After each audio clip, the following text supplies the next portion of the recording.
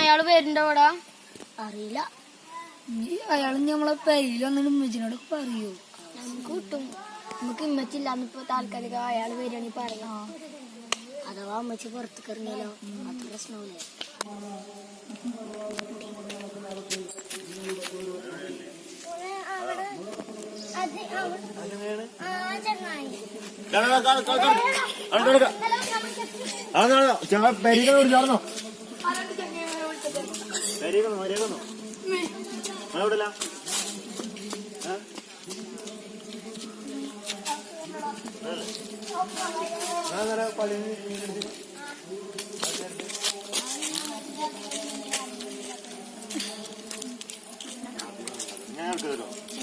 ഇങ്ങനത്തെ പിന്നെ പരിക്കുന്നുണ്ട്. പിന്നെ തീരെ വാങ്ങാൻ